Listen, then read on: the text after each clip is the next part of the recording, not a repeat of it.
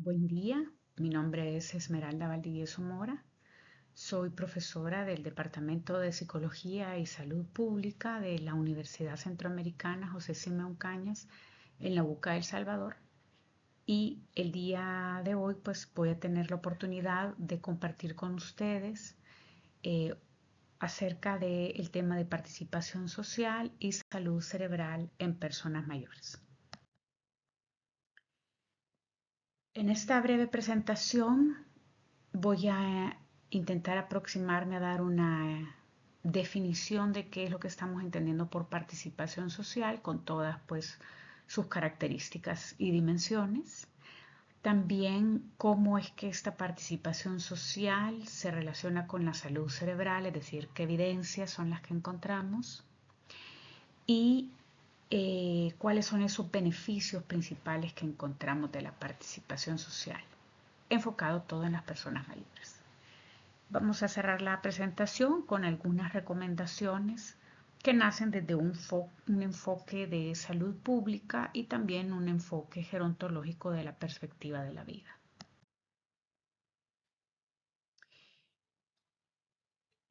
Bueno, comencemos definiendo entonces qué es esto de participación social. Hay muchas definiciones, podemos adoptar la que mejor se adecue a nuestros propósitos de investigación, a nuestros propósitos de intervención. Y esta es una que a mí particularmente me gusta por lo sencilla que es. Nos dice que es todo involucramiento activo en actividades que proporcionan interacción con otras personas en la comunidad o en la sociedad. Y a mí me gusta la sencillez de esta definición porque esto nos permite adaptarlo a diferentes dimensiones que son importantes especialmente para el grupo de las personas mayores. Una de ellas es el sentirse una parte activa que puede influir sobre un grupo. El saberse que son agentes sociales de sus propias redes y que por lo tanto lo hacen dentro de un ejercicio que es libre y es voluntarioso. Pero además, en esta relación o esta interacción con la comunidad y la sociedad, vamos a ver que la persona mayor puede y debe tener voz en la planificación, desarrollo y o implementación de una actividad o acción dentro de una comunidad o sociedad, ya sea dentro de la familia, el vecindario o alguna organización, pero que pueda tener esa oportunidad de sentirse activa, que es un agente social, pero que además su voz cuenta a la hora de planificar, desarrollar o implementar una actividad o acción. Y aquí es donde nuestra población adulta mayor ha sido tradicionalmente excluida de colectivos.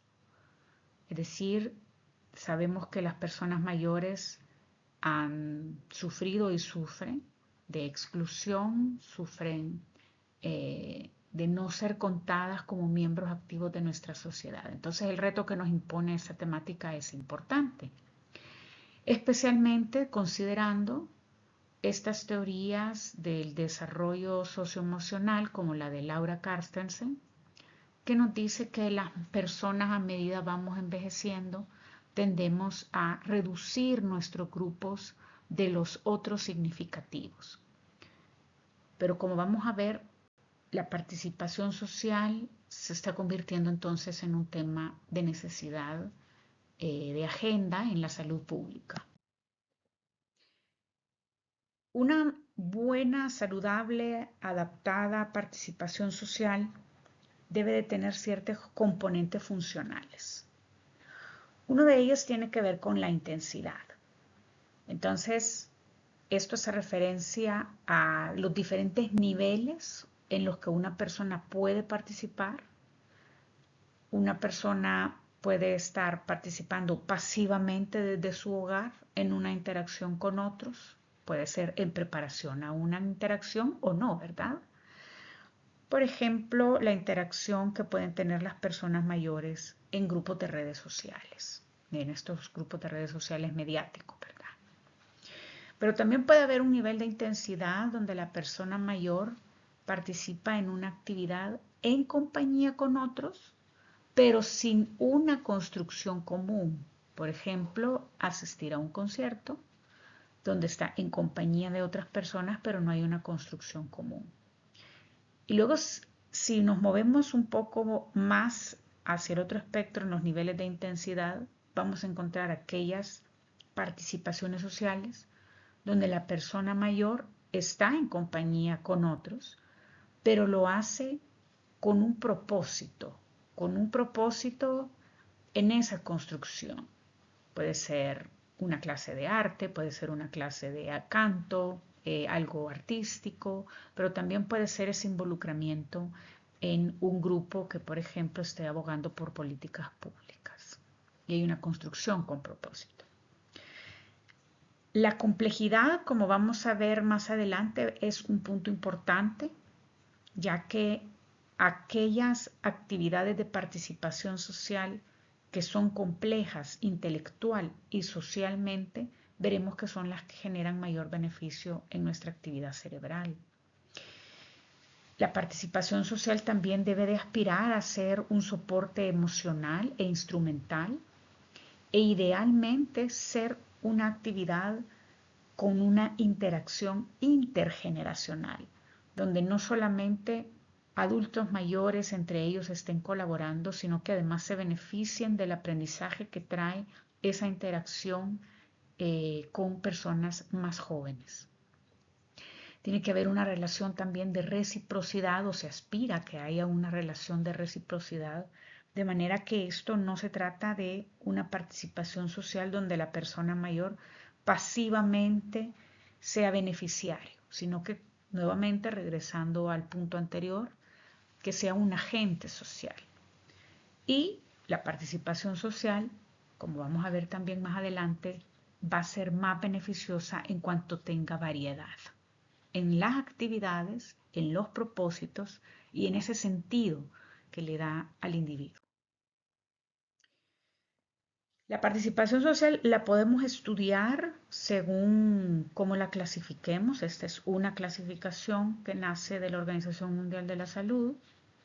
Puede haber una participación formal, donde encontramos entonces el trabajo voluntariado, la membresía en clubes, en grupos, en asociaciones.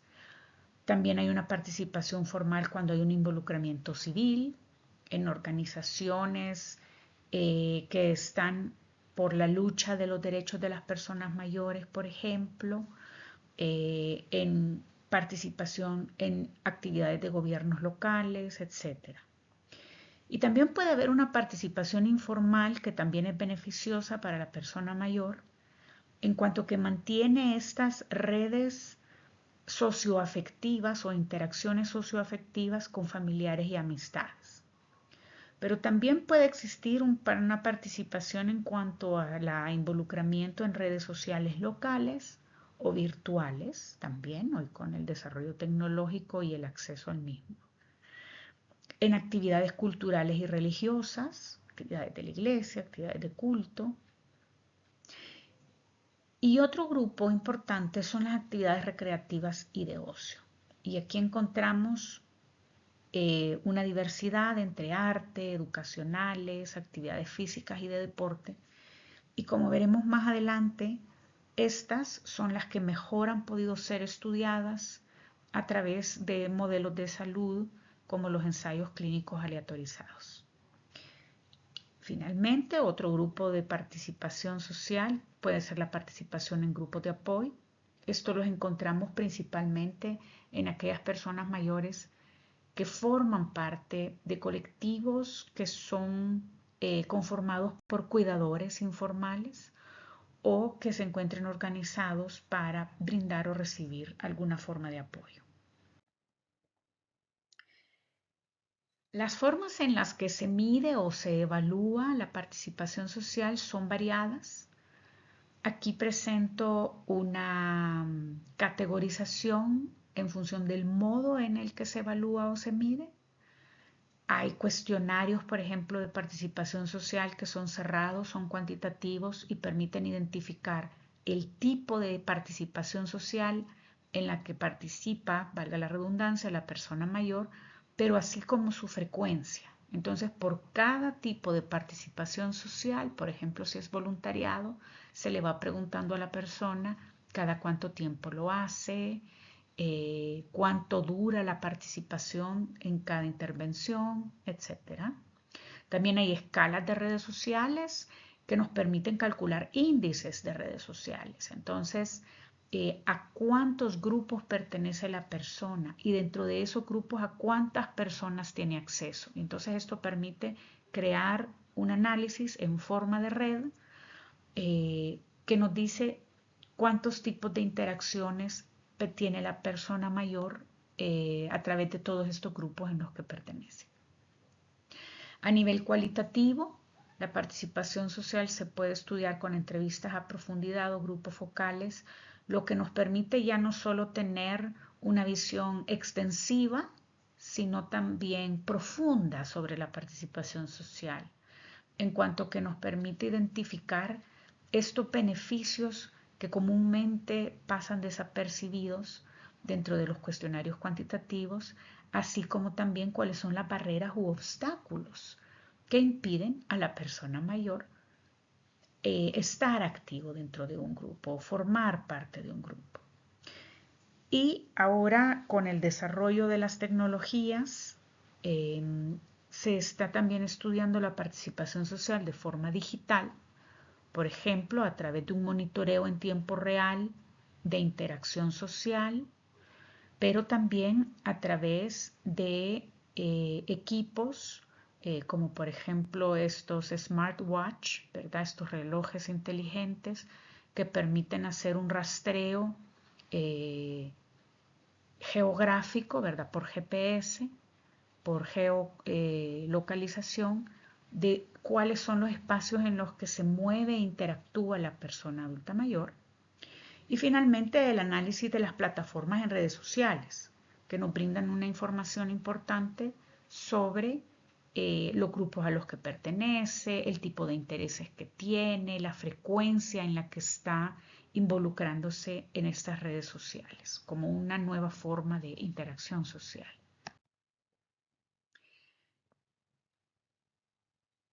La importancia entonces de estudiar la participación social, de hacerla parte de nuestras intervenciones en salud, tiene que ver por los riesgos que presenta.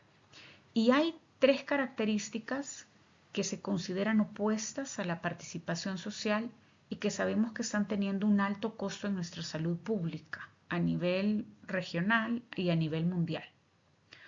Una de ellas es la sensación o experiencia de soledad. Otra, un poco más objetiva, son aquellas personas que están señalando que viven solos o solas.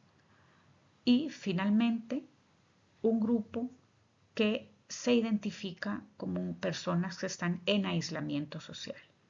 Y estos tres conceptos son diferentes aunque están interrelacionados. De manera que alguien puede vivir solo, pero no sentirse en soledad ni estar en aislamiento social. Sin embargo, el vivir solo o sola aumenta el riesgo de soledad o de aislamiento social. Pero, sin embargo, repito, son conceptos que son excluyentes entre sí.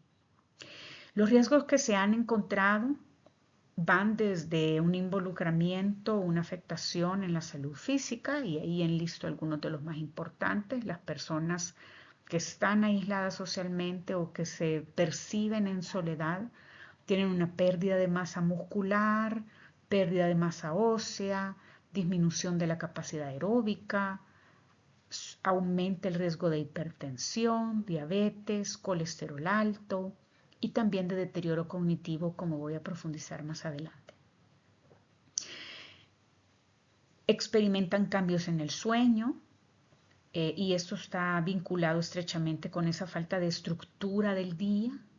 Al no tener la necesidad de tener que interactuar con otra persona, los cambios en el sueño se van presentando, al no tener, repito, una estructura, ¿verdad?, de su horario.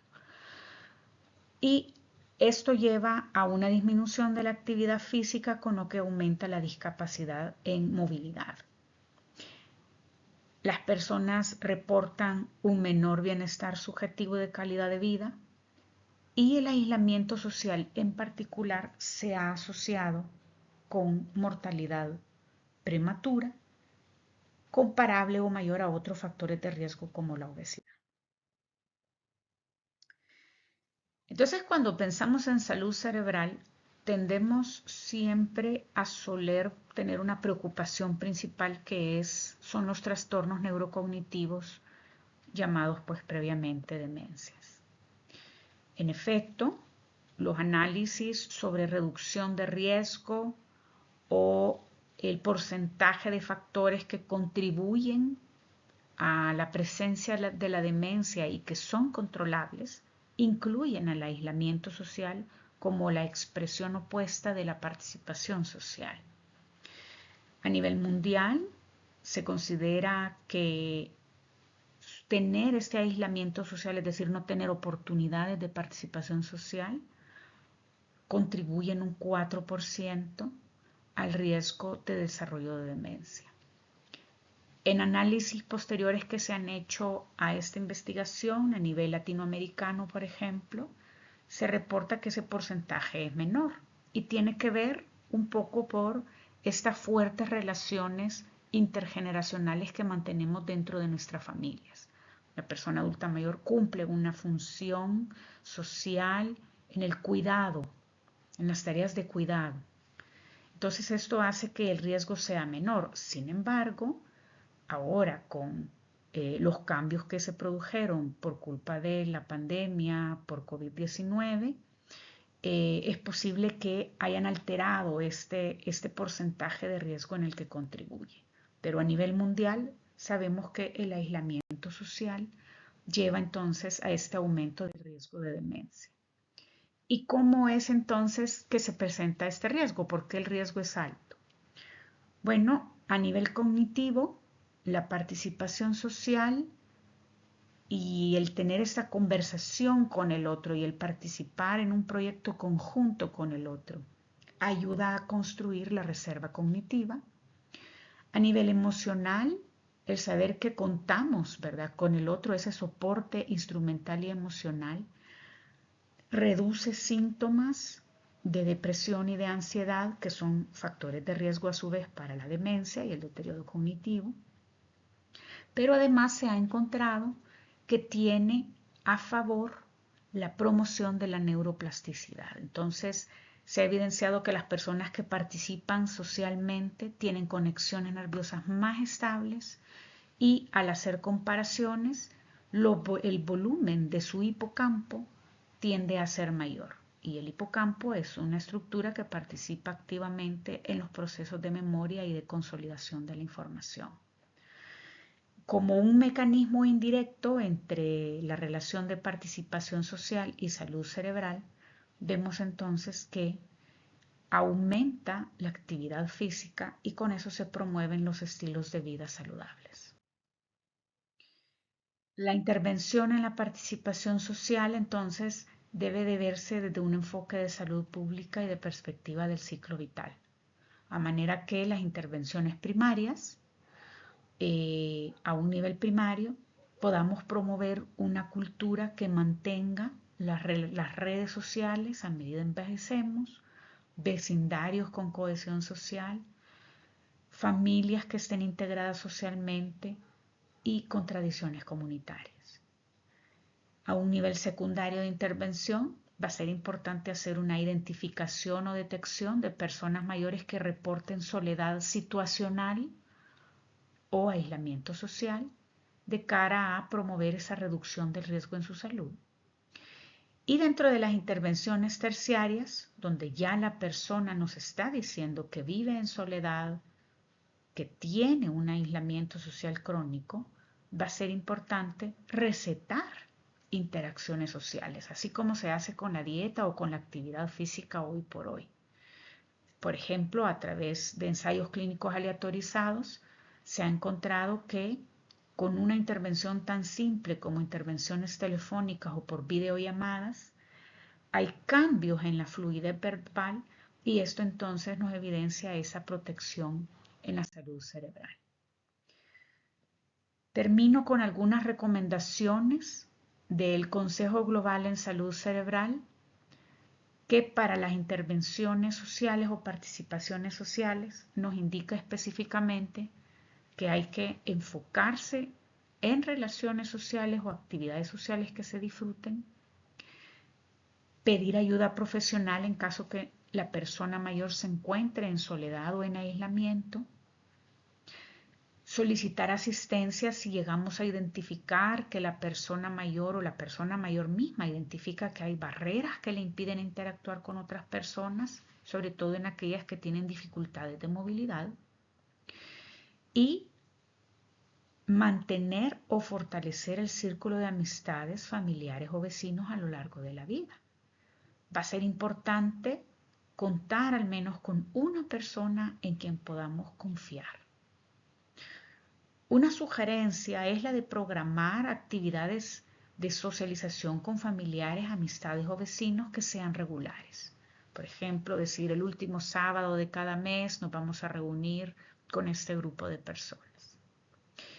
El involucramiento en voluntariado o grupos informales también ha demostrado ser una forma de intervención muy eficaz. Mantener relaciones intergeneracionales que incluso nos permitan participar en espacios donde la persona mayor pueda enseñar a una persona más joven. Hacer una actividad nueva en la comunidad que no se ha intentado antes y que abra la posibilidad de conocer a nuevas personas. Y la búsqueda de desafíos o nuevas formas de aprender o desarrollar habilidades a través de cursos, grupos u organizaciones a las cuales se pueda afiliarse.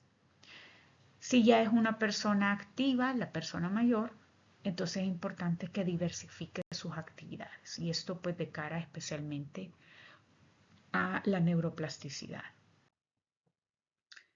No todo es igual y no todo es útil en igual medida.